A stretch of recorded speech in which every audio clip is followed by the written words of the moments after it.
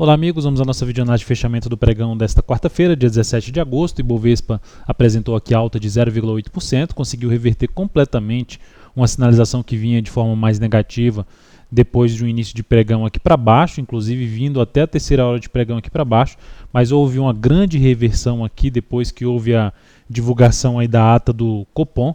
A partir das 15 horas, esses dois candles foram bem fortes para cima e reverteram completamente uma sinalização de pivô de baixa no gráfico de 60 minutos. Então, quando eu falo reverter completamente, é porque quebraram aqui a sequência justamente do topo que proporcionou o pivô de baixa. Então, trazendo ainda a expectativa de continuidade desse movimento para cima, não só desse movimento, mas a manutenção da tendência de alta, não só do gráfico diário, como também no gráfico intraday, apontando para o teste efetivo dos 60 mil pontos.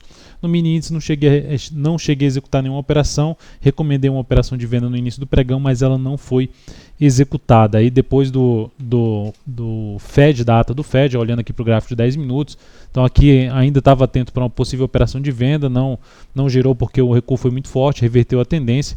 Aqui foi o candle já depois da ata do Fed, aumento bastante de volatilidade, gerou um movimento forte para cima. E depois dessa esticada para cima, fiquei aguardando a correção, mas a correção foi curta e eu terminei não efetuando aqui uma entrada na ponta compradora a favor aí da nova tendência de alta do mini índice. Na PETR4, o dia foi de alta de 2,16%, fechamento aí na máxima do dia, vai caminhando aí para a região dos R$13.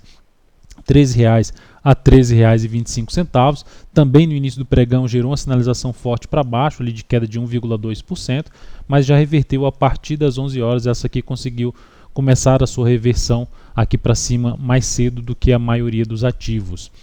Então a Petro segue apontando para cima para gerar qualquer sinalização mais forte aí para baixo, de mudança desse movimento de subida, teria que perder a mínima do pregão de hoje, R$12,32.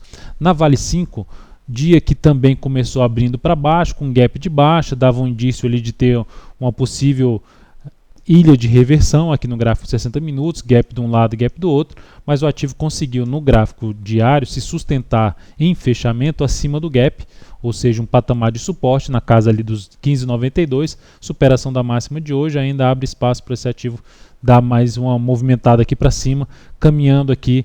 O ponto mais alto de resistência no gráfico semanal fica aqui na casa dos R$16,35, que já foi praticamente a máxima do candle de ontem, e aqui um ponto mais alto, R$16,87 na Vale 5. Para gerar uma sinalização um pouco mais relevante para baixo, deveria fechar abaixo aqui dos R$15,92, suporte do gap de alta.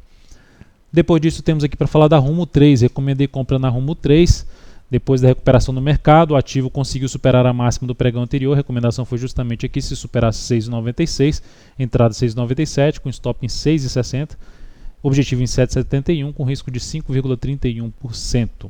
Então o ativo abriu posição de compra, não estava conseguindo fechar acima dos R$7, conseguiu nesse pregão.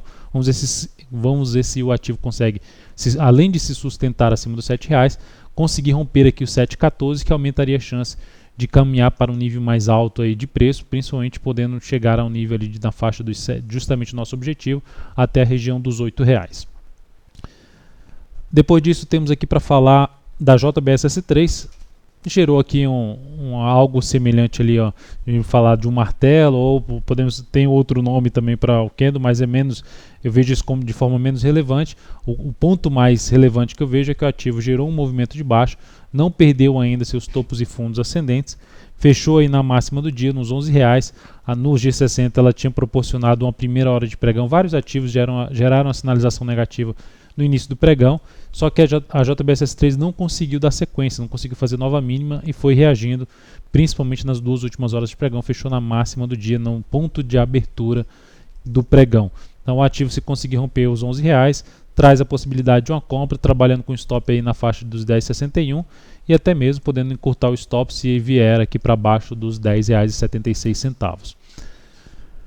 E SUSB5 também abre a alternativa, é um ativo que está em tendência de baixa ainda, mas se conseguir, dentro do que vem fazendo aqui agora, se ela conseguir romper aqui os 10 e 15, ela muda essa tendência de baixa para uma tendência de alta no gráfico diário.